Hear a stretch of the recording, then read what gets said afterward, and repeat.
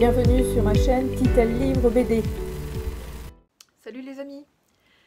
Alors aujourd'hui en fait ça va être... je vais commencer peut-être par faire un petit bilan des objectifs 2025 que j'ai pour la chaîne.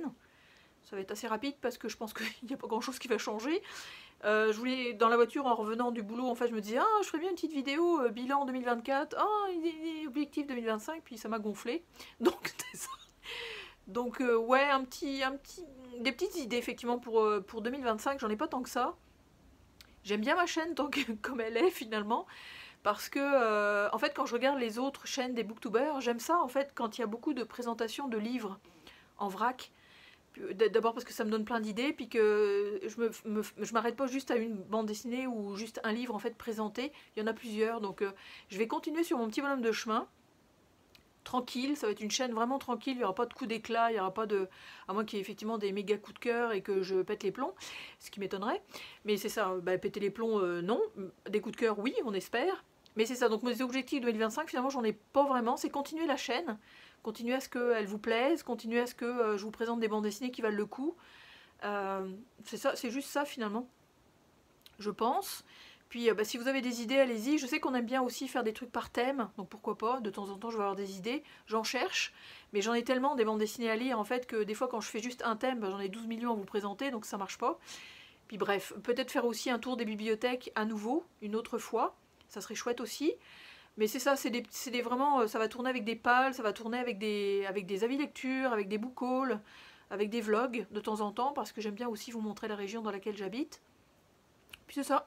Si ça vous plaît, continuez à vous abonner, continuez à me regarder, parce que je sais que ma chaîne en fait est regardée quand même par beaucoup de fidèles. Donc merci beaucoup beaucoup de me suivre, c'est vraiment le fun. Mais j'ai pas d'ambition pour cette chaîne-là. Moi, la seule ambition que j'ai, puis j'en avais déjà parlé, je pense, dans une vidéo précédente, c'est que je veux que je fais ces vidéos-là pour que les bandes dessinées circulent, pour que les auteurs puissent être connus peut-être par des gens qui n'y auraient même pas pensé.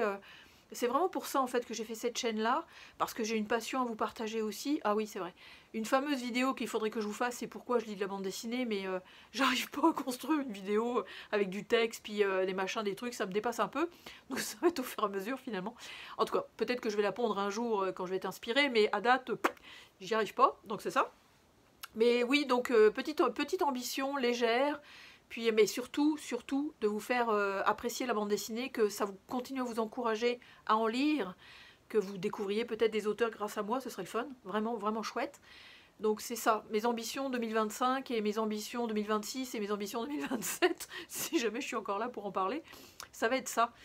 Donc c'est ça, je me sens un peu libraire en fait, bande dessinée quelque part, en disant c'est cool, c'est sûr que c'est pas les dernières sorties, parce que malheureusement au Québec, il y a un décalage au niveau des dates de sortie par rapport à la France et à la Belgique et à la Suisse. Donc c'est ça. Donc voilà. Si ça vous plaît, continuez à me regarder. Si ça vous plaît pas, allez voir ailleurs.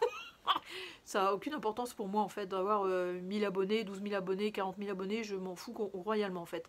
Le tout c'est que mes vidéos vous plaisent, que vous découvriez effectivement des artistes. Moi je suis vraiment en second plan. Enfin je veux dire, j'ai pas... c'est ça. Je vais juste vous présenter mes petits avis. Donc voilà pour ce laïus hautement intéressant dont tout le monde se fout, y compris moi. Donc voilà, donc en fait aujourd'hui finalement c'est une vidéo pour vous présenter une pile à lire, parce que ça aussi j'en ai besoin. J'ai fait un petit topo, en fait mes bandes dessinées sont répertoriées sur BD Geste, depuis quasiment sa création. J'ai été regarder les livres à lire, j'en ai 520 à lire, donc c'est ça, donc j'ai une palle de 520 BD. Donc il va bien falloir qu'effectivement à un moment donné je me mette à la lecture. J'avoue que depuis le début de l'année, on est le 16 janvier, mes achats ont un petit peu diminué, je m'excite moins en fait on dirait. J'achète plus effectivement à la librairie, c'est sûr que ça me revient plus cher, mais j'en achète moins, je pense que c'est plus de qualité ou quoi, enfin bref. Je suis un peu revenue de Momox disons. Mais c'est ça, donc aujourd'hui on revient à nos moutons, tabarouette, je me disperse donc. Une pile à lire. De supposées pépites, on va dire. Donc il y a effectivement des bandes dessinées qui sont sorties déjà depuis un petit moment, certaines, puis il y en a d'autres un petit peu plus récents, où les gens ont capoté dessus en fait, où les personnes qui aiment la bande dessinée ont beaucoup aimé. Donc coup de cœur, pépite, whatever, on sait pas trop là, mais c'est ça. Donc je me suis fait une pile à lire de bandes dessinées qui devraient être avoir un incitatif énorme à être lu parce que ce sont des supposées pépites. Donc je vais vous en présenter 17 aujourd'hui. Je les ai mis par ordre alphabétique. Je ne me suis pas emmerdée en fait de savoir laquelle je préférais que l'autre et probablement ce que je vais faire en cours d'année, parce que je vais me laisser le temps pour les lire évidemment, je vais intercaler avec des BD qui ne seraient pas des pépites. Mais on sait jamais, ce sera peut-être les pépites qui ne seront pas des pépites finalement à la lecture, et vice versa, des pépites qui ne sont pas supposées des pépites, qui doivent être finalement des pépites. Je ne sais pas si vous me suivez là, mais en tout cas, moi-même je m'y perds un peu. Mais je vais arrêter de déconner complètement, je ne sais pas si ça s'appelle l'une ou quoi, mais bref, je vais arrêter de déconner et je vais vous présenter mes 17 bandes dessinées que je me suis mis dans cette pile à lire là. Donc, on démarre avec Sonatine, une bande dessinée que je n'étais pas supposée m'acheter, que finalement, qui m'a été recommandée par vous, par plusieurs d'entre vous. Donc c'est supposé pépite, je ne suis pas sûre, coup de cœur peut-être, mais en tout cas, une bande dessinée qui sort un petit peu de l'ordinaire. Donc je disais chez les éditions Sonatine, je me disperse beaucoup. C'est donc scénarisé par... On ne sait pas, c'est à 4 mains, c'est David L. Carlson et Landis Blair, et ça s'appelle Accident de chasse. Donc là, je ne sais pas trop où je m'en vais, apparemment c'est Chicago 1959, Charlie Rizzo vous croit tout connaître de son père, jusqu'au jour où la police frappe à leur porte. Matt Rizzo choisit alors de dévoiler la vérité à son fils. C'est un roman graphique à la puissance expressive sans pareil, tiré de faits réels. L'accident de chasse est une note bouleversante à la rédemption et au pouvoir sans limite de la littérature. Ok, effectivement. Mais sauf que moi, c'est le dessin qui m'avait freiné. C'est ça. Voilà, voilà, le genre de graphisme qu'il y a dans cette bande dessinée-là, n'est-ce pas? C'est méga sombre. C'est ça, c'est très particulier comme illustration. Donc c'est ça, moi, qui m'avait un petit peu freiné. Mais effectivement, certains d'entre vous m'ont dit non, ça devrait peut-être effectivement me hyper, comme on dit en bon québécois. Donc c'est ça. Donc ça, c'est la première. Donc l'accident de chasse. Ensuite, une bande dessinée qui date d'un petit peu loin, disons quasiment une année. C'est mars 2024, c'est pas si loin que ça. Mais c'est chez Dupuis. Alors, c'est scénarisé par Ducoudray et les dessins et couleurs sont de Druard. Et ça s'appelle Les âmes noires.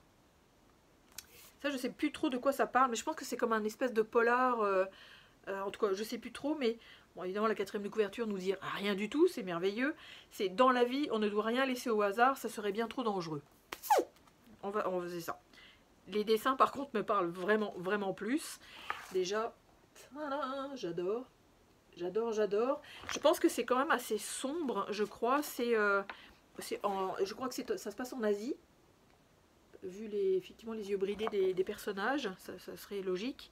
Mais je me souviens plus exactement de quoi ça parle. Vous me direz si jamais effectivement vous avez trouvé ça que c'était absolument merveilleux, génial, fantastique. Je crois que c'est quand même pas mal société.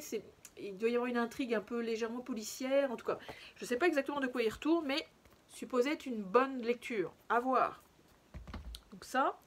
Ensuite, ça c'est chez 404 Graphiques. On en a parlé effectivement pas mal sur les réseaux quand même. Puis je suis intriguée effectivement de cette bande dessinée là. Donc c'est alors dessiné et scénarisé par Van Jensen. Les dessins sont de Jesse Lonergan. Les couleurs sont de Patricio Delpech. Puis blablabla, blablabla, il y a quand même une traduction. Et ça s'appelle Arca. Ça, je sais que c'est une bande dessinée de science-fiction. Donc je ne sais pas exactement de quoi ça parle. Je crois que c'est toute une société qui est dans un vaisseau spatial en direction d'une terre promise, disons. Puis, d'après ce que j'ai compris, la société humaine s'est effondrée, dévoilant le projet d'un groupe de milliardaires, donc une arche spatiale, en partance pour la planète habitable la plus proche. L'Arca est un navire dont le luxe n'a d'égal que la richesse de l'élite qu'elle est destinée à sauver. Les besoins de ses passagers sont satisfaits par de jeunes adolescents réduits en esclavage contre une promesse, celle d'une nouvelle vie dans un monde nouveau. Je pense que ça va être bon. En tout cas, c'est un beau bébé. Je vais vous montrer quelques planches aussi. Les pages sont hyper épaisses. C'est assez particulier. Donc ça donne ça au niveau du dessin. J'aime bien. J'aime bien, j'aime bien. C'est chouette. C'est bien équilibré effectivement entre le blablatage et les images et les illustrations. Donc, why not? Je sais pas. On verra. Ensuite, une bande dessinée qui est sortie quand même assez récemment, je dirais. Qui a été dessinée et scénarisée. Alors, le texte est d'Alessandro Tota. Les dessins et couleurs sont de Andrea Settimo et c'est traduit d'italien. Et ça s'appelle L'Aventurier. Je pense que c'est, encore une fois, la 4e de couverture, youpi, hein, comme on peut voir, c'est merveilleux. Que signifie tout ceci? Est-il possible que quelqu'un puisse prédire l'heure de la mort? Puis la réponse c'est en effet c'est possible, et si vous êtes patient, vous le verrez de vos propres yeux. Je ne sais pas exactement de quoi ça parle, mais je sais que c'est un peu moyenâgeux, scientifico, ésotérico, truc muche. J'aime moins les dessins par exemple, enfin, les dessins me parlent moins. Mais il paraît que l'histoire est absolument géniale, donc je sais pas, ça a l'air quand même assez simple et puis très doudou, d'après ce que je vois. Au niveau du dessin, j'entends. Après, au niveau de l'histoire, c'est peut-être un petit peu plus concentré, disons. Mais je sais pas. Je sais pas exactement de quoi ça parle, mais bah, dites-moi si ça fait partie d'un de vos coups de cœur 2024, sait-on jamais. Ensuite, ah oui, alors un auteur, effectivement, que j'ai beaucoup aimé dans Les Évaporés. Il avait pondu une BD avant qui s'appelle Clapas. Donc ça, c'est chez Sarbacane et c'est Isaou Moutet. Ça, moi, je pense que je vais aimer. Enfin, en tout cas, c'est ma propre évaluation de ça peut être une pépite. Parce que d'abord, j'ai beaucoup aimé Les Évaporés. C'était quand même assez... c'était bien foutu. C'était quand même vraiment intéressant. Puis là, c'est une BD chorale. Donc, j'adore. Donc, c'est ça. Puis, donc, la quatrième de couverture est un petit peu plus étoffée, disons. Un autocar se retrouve coincé par un éboulement sur une route de montagne isolée. Le jour décline. Les portables ne captent plus. Il faut continuer à pied. Bientôt, un pick-up s'arrête. 2 chasseurs taciturnes proposent à la petite troupe de se réfugier chez eux en attendant l'arrivée des secours. 3 petits points. Je ne sais pas ce que ça va donner. J'ai un petit peu l'idée que ça peut tourner en massacre. Je ne sais pas pourquoi. Je sais pas pourquoi. Le dessin est quand même chouette. Bah, c'est Isaou Moutet. Les Évaporés, c'était en noir et blanc. Là, il y a un petit peu plus de couleurs. Donc, à voir. C'est aussi une bonne bande dessinée au niveau de l'épaisseur. On va voir. Ensuite, alors celui-là, oui, ça fait un petit moment aussi que je l'ai. Je sais que c'est aussi une BD historico-chorale, disons, parce qu'effectivement, on va suivre plusieurs générations, si je ne me trompe pas. On est chez Casterman, scénarisé et dessiné par Mathias Lehmann, et ça s'appelle Chumbo. Donc, ça aussi, ça prend du temps à lire. Puis, dans cette saga brésilienne qui couvre près de 70 ans, personnages et destins se croisent et s'entremêlent, chose que j'adore. Chumbo raconte à la fois l'histoire d'une famille et celle d'un pays complexe et fascinant. Je pense que ça va être... ouais, ça peut faire partie effectivement d'un coup de cœur. Déjà le fait que ce soit choral, j'adore. C'est en noir et blanc, ça a l'air de se lire quand même assez facilement. À voir ça aussi, mais j'avoue que j'ai toujours freiné parce que l'épaisseur du bouquin me freine un peu. À voir. Mais cool. Non, j'ai BD chorale, historico, suivre plusieurs générations, découvrir un pays, yes. Tout ça, critère que je coche avec allégresse. Ensuite, ça c'est un petit peu plus touché, j'avoue, et pour le dessin et pour l'histoire, parce que c'est quand même assez violent. C'est chez De Noël Graphique. Alors, c'est scénarisé par Antonio Altariba. Les dessins sont de Sergio Garcia Sanchez. Les couleurs sont de Lola Moral. C'est traduit de l'espagnol, pardon. Et ça s'appelle Le ciel dans la tête. Il est énorme, là, je veux dire, par rapport à Chumbo, ça n'a rien à voir. Puis ça parle alors des mines du Kivu au mirage de l'Europe. Nivek, l'enfant soldat arraché aux griffes de la misère par l'appel d'une vie meilleure, traverse une Afrique magique et tragique, d'une violence et d'une beauté à couper le souffle. Les épreuves de ce voyage initiatique le préparent au péril de la Méditerranée, mais pas aux déconvenus qui l'attendent sur sa rive privilégiée. À l'ombre de Cervantes et de Mark Twain, un récit épique porté par les visions hallucinées d'Altariba et les images somptueuses de Sergio Garcia Sanchez. J'avoue que ça aussi, c'est une bande dessinée qui a remporté son petit succès à une époque, mais le dessin, effectivement, est assez particulier. L'agencement des cases aussi. Puis, évidemment, le propos est quand même assez touché, disons. Ça risque d'être un petit peu émouvant et touchant et révoltant. Tout ce qu'on veut, parce qu'effectivement, ça parle de la guerre. J'avoue que le dessin est quand même assez spécial. C'est intéressant. Ensuite, une bande dessinée que j'ai depuis des lustres dans ma pile à lire, que je me suis jamais lancée, c'est bien dommage. Je pense qu'elle date de 2021. Donc ça fait déjà un petit moment. Là on est chez Dupuis et c'est dessiné et scénarisé par Teresa Valero. C'est la compagne de la personne qui... comment il s'appelle? Je pense que c'est Guarnido, celui qui fait les dessins en fait de Black Sad. Donc, et ça s'appelle Contrapasso. Puis c'est, en fait c'est un tome 1, mais mars 2021, ça fait quand même déjà un petit moment, donc on n'a pas vu sortir le tome 2 à date. Mais bon, je sais pas, il paraît que ça se lit quand même comme un one-shot quasiment. Là c'est une enquête policière en fait. Madrid, hiver 1956. La dictature fasciste contrôle tous les médias et entretient le mirage d'une nation idyllique. 2 journalistes spécialisés dans les faits divers, le vétéran désabusé Sanz et le jeune et intrépide Léon Lenoir, vont unir leurs forces pour révéler les crimes les plus sordides que masque le régime. Il paraît que c'est vraiment bon, enfin il paraît que c'est vraiment excellent. Et alors le dessin est au secours, ça ressemble un petit peu effectivement à son bonhomme, là, mais en extrêmement personnalisé, puis très féminin. Puis là effectivement c'est pas l'anthropomorphisme, c'est effectivement avec des personnages, donc j'adore d'ailleurs, le dessin est absolument magnifique, vraiment. Mais ça aussi, je ne l'ai pas commencé, je ne me suis pas lancée dedans, mais je pense que ça va vraiment m'attirer et me faire un coup de cœur. Pof. Donc, ensuite celui-là je l'ai mis, j'ai un petit doute, mais je l'ai mis quand même parce que quand il est passé sur les réseaux sociaux, il était quand même intéressant. Chez La Boîte à Bulles.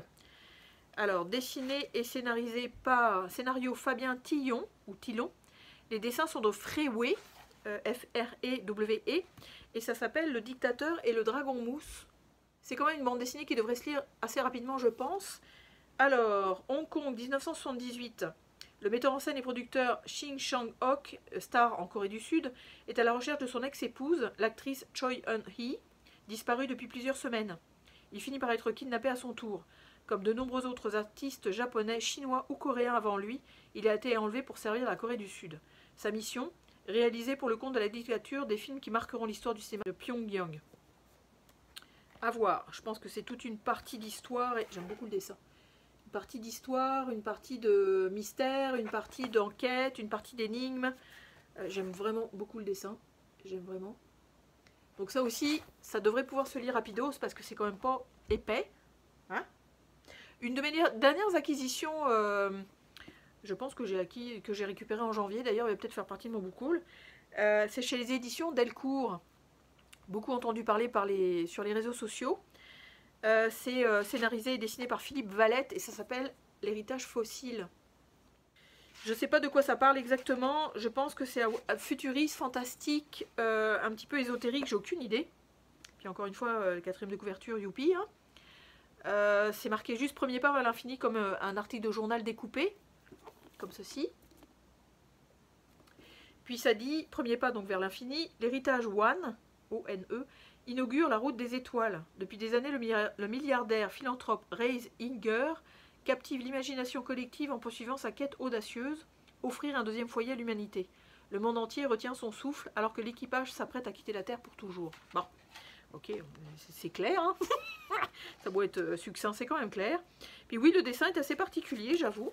C'est vraiment chouette. Le format aussi est particulier parce que c'est pas un format, j'allais dire portrait, c'est plus un format paysage. La bande dessinée est vraiment dans l'autre sens. Puis effectivement, les dessins, ça donne ceci. J'imagine que ça va être une réflexion sur pourquoi aller conquérir ailleurs, puis où aller conquérir ailleurs, et pourquoi, et qu'est-ce, et dans quelle étagère, comme d'habitude. Donc, mais j'ai vu, il y a eu de très bons retours, effectivement, sur cette bande dessinée-là, donc peut-être un coup de cœur. Alors, celui-là, c'est sûr que ça va être un coup de cœur, j'ai comme pas le doute, mais j'arrive pas à m'y mettre, c'est vraiment spécial. Je pense qu'il a déjà été dans une autre pile à lire, mais c'est ça, je le remets aujourd'hui. C'est chez Dargaud, c'est scénarisé et dessiné par Sean Tan, et ça s'appelle Là où vont nos pères. Je pense que ça aussi, ça va être un coup de cœur quasiment certain. C'est une bande dessinée muette, puis les dessins sont absolument sublimissimes, et ça parle d'immigration. Donc à voir de quelle façon on s'adapte à un pays. Hello. Voilà, c'est magnifique. Ça va être ça. Pourquoi tant d'hommes et de femmes sont-ils conduits à tout laisser derrière eux pour partir seuls vers un pays mystérieux, un endroit sans famille ni amis, où tout est inconnu et l'avenir incertain? Cette bande dessinée silencieuse est l'histoire de tous les immigrés, tous les réfugiés, tous les exilés et un hommage à ceux qui ont fait le voyage. Donc je pense que ça va être extrêmement touchant. En tout cas, c'est en son temps, effectivement, c'était une bande dessinée qui a marqué. Donc moi je suis quasiment sûre du coup de cœur, mais c'est ça, j'arrive pas à me lancer dans la lecture, donc je le case dans ma palle, qui est comme une obligation, mais bref. Ensuite, ça c'est chez Dupuis, c'est Grégoire Carl qui en a fait le scénario et le dessin, et ça s'appelle Le lierre et l'araignée, c'est dans la collection Air Libre. Ça parle aussi de guerre, donc c'est pour ça que moi j'ai tendance à freiner un petit peu, parce que je suis pas très... en tout cas, il faut que je me sente bien pour pouvoir lire ça. Mais ensuite, apparemment, il y a deux temporalités. Il y a une temporalité en 90 et une temporalité en 40. Donc il y a un Bernard en 1990 qui enseigne à son petit-fils Grégoire l'art de pêcher à la mouche. Ça va être passionnant. Puis en 1940, c'est l'Alsace étouffe sous la toile de l'araignée nazie. Au port de Strasbourg, une poignée de jeunes réfractaires se réunissent la nuit dans la forêt. Donc ça va être assez touchant. Il y a quand même des choses à lire. Là, voilà, on le connaît, hein. On sait c'est qui. Puis c'est ça. Je ne sais pas exactement de quoi ça parle, mais effectivement, en son temps, encore une fois, cette bande dessinée-là avait quand même soulevé pas mal de critiques positives. Donc à voir. J'ai hâte aussi de m'y mettre, disons. Une BD aussi que j'ai acquise il n'y a pas très longtemps, que j'attendais depuis un petit moment, que j'avais comme précommandé, je pense, début octobre ou début novembre, puis c'est arrivé fin décembre ou début janvier, je me souviens plus. Mais bref. C'est chez Dargaud. C'est scénarisé et dessiné par José Luis Munera. Puis c'est Peter Pan de Kensington. Donc petite BD quand même qui devrait se lire rapidos. Puis là effectivement c'est d'après le petit oiseau blanc de Charles Matthew Barry. À voir, je sais pas exactement, j'adore le dessin de Munera de toute façon. Puis je pense que c'est comme un espèce de préquel au Peter Pan, où présenter en fait le personnage de Peter Pan dans sa nouveauté, et puis dans son début effectivement de petits personnages mignons comme tout. Il y a quand même effectivement, on peut voir des personnages assez particuliers. Puis ça aussi, ça a fait quand même des critiques assez positives. Donc ça, j'ai aussi hâte de la lire. Une qu'on ne présente quasiment plus. En tout cas, ça a explosé dans les suffrages. C'est chez Le Lombard. C'est Romain Renard qui a scénarisé et dessiné, et c'est Revoir Comanche. Celle-là aussi, j'arrive pas à les lire. On dirait que j'ai pas envie de les lire parce que je sais que ça va être des super pépites et que je veux pas passer ce temps-là. Je vais être encore dans l'attente et dans le... C'est comme avant un amour, là, quand on est attiré par quelqu'un mais qu'on veut pas y aller parce qu'on veut pas que ça se termine, l'attirance, là. Bref, n'importe quoi. Mais c'est ça. Donc les dessins aussi sont absolument sublimissimes. Mais Romain Renard, effectivement, on le connaît pour Melville, la série en 3 tomes. Puis il a vraiment une patte graphique qui est très très particulière. Là, on va suivre... je vais vous lire la 4e de couverture quand j'aurai fini de vous montrer les illustrations. Donc, Californie, début du XXe siècle, Red Dust, une légende inscrite dans la poussière et le sang du Wyoming, vit à l'écart du monde en attendant sa fin. Mais sa rencontre avec la jeune Vivienne va bouleverser son quotidien. Alors qu'il croyait son passé à jamais révolu, le retour de quelques fantômes assoiffés de revanche le pousse à reprendre la route. Malgré le temps et les regrets, l'heure a sonné pour l'ultime retrouvaille avec celle qu'il n'a jamais pu oublier, Comanche. Il paraît que c'est vraiment excellent. Il paraît que c'est excellent. Donc ça aussi, ça va faire partie probablement des coups de cœur que je vais vous présenter courant année 2025. Ensuite, une bande dessinée aussi qui avait fait couler de l'encre à son époque. Son époque était de, alors, janvier 2024, c'est pas si vieux que ça finalement. Donc c'est scénarisé et dessiné par, alors on sait pas, oui, scénario, dessin et couleur, Anaïs Flony, et ça s'appelle Rivage lointain. Ça aussi, ça a fait couler de l'encre, effectivement, quand on en a parlé. Alors là, on va être à Chicago, en 1938. Jules Tivoli, jeune immigré italien de 17 ans, voit sa vie bouleversée lorsqu'il croise la route d'Adam Czar. Plus âgé, charismatique et membre influent de la mafia locale, ce dernier ne laisse pas Jules indifférent. Adam, séduit par le culot du jeune homme, décide de le prendre sous son aile et de le former au jeu de pouvoir clandestin. D'abord effacé, Jules gravit les échelons jusqu'à devenir un membre important de la Cosa Nostra. Je pense que c'est super cool. Les dessins sont quand même assez simples, mais très chouettes. J'aime beaucoup. J'aime bien le personnage. C'est ça. J'ai pas présenté beaucoup de trucs avec de l'humour, je pense, mais en tout cas. Puis effectivement, ça soulève le thème homosexuel. Ça va soulever, ça va présenter aussi un thème mafieux. Donc ça va être cool, je pense. Il paraît que c'est vraiment, vraiment chouette. Vraiment, vraiment chouette. Donc à voir. C'est sûr qu'il est aussi épais. Donc moi, épais, il me faut du temps pour les lire. Il faut que je trouve du temps. Ensuite, une bande dessinée aussi qu'on a vu décoller à la fin de l'année 2024, qui est un petit peu mitigée. Effectivement, les avis sont un petit peu mitigés entre ceux qui ont lu le livre et ceux qui ont lu la bande dessinée. Moi, j'ai lu le livre d'abord avant de lire la bande dessinée, donc, mais la bande dessinée, il faut que je la lise. On est chez Dargaud, c'est scénarisé et dessiné par Aimé de Jong, et c'est d'après un roman effectivement de William Golding, et c'est Sa Majesté des Mouches. Gros bébé, quand même. Donc là, on va suivre effectivement un gang de jeunes qui sont échoués sur une île. Ils ne savent pas trop ce qu'ils foutent là en fait, mais ils vont s'organiser. Puis il va y avoir plein de choses qui vont se créer, des inimitiés, des guerres, des déséquilibres effectivement par rapport aux amitiés et aux intérêts des uns et des autres. Donc c'est une histoire quand même assez violente effectivement, parce que ce sont des jeunes qui sont présentés dans un environnement qui est assez adulte et guéguerre et compagnie. Donc c'est intéressant, j'adore le dessin d'Aimé de Jong. Moi je suis une fan d'Aimé de Jong, d'abord à la base. Donc on verra. Ça aussi, je pourrais vous faire un petit comparatif entre le roman, ce que j'en ai pensé, et la BD. Ça pourrait être intéressant. Et la petite dernière, et non la moindre, aussi arrivée il n'y a pas très longtemps. Puis j'adore cet auteur-là, effectivement, que j'ai découvert avec La Terre des Fils. C'est JP. Donc là on est chez Futuropolis, et c'est Stacy. Déjà la couverture, elle est assez impressionnante. Au niveau de la 4e de couverture, il n'y a absolument que dalle. On ne sait pas de quoi ça parle. Je me souviens pas de l'histoire exactement trop. Mais c'est ça. Donc il y a quand même pas mal de choses à lire. Puis le format est assez particulier parce que il y a du dessin, oui. Il y a des cases, oui. Mais il y a aussi du dessin, je vais vous montrer. Donc du dessin comme ceci, qui est en noir et blanc. Mais il y a aussi effectivement des... comme ça. Il y a comme un scénario aussi qu'on peut lire. J'ai vu d'autres trucs, je me souviens plus.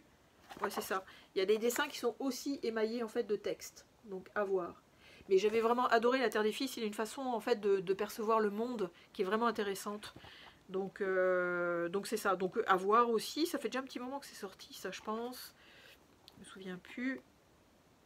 Août 2024, c'est pas si vieux que ça. Mais donc c'est ça. Donc c'est la petite dernière. Elle est quand même impressionnante. Hein. Donc c'est cool. Donc 17 sur les 520, effectivement, qui me reste à lire. Sur les 520, et bien évidemment, là je vous ai présenté que des one-shots, encore une fois. Un jour, il faudrait que je vous présente aussi les séries que je lis. J'en ai présenté quand même quelques-unes, certaines de temps en temps. Mais ça serait chouette que je m'y mette. Je pense notamment à Undertaker, la série, en fait, qui risque d'être aussi un coup de cœur. Mais c'est ça, donc pour l'instant, je vous ai présenté que des one-shots. Donc c'est ça. Voilà, en fait, pour cette série de bandes dessinées que je suppose être soit des pépites, soit des coups de cœur.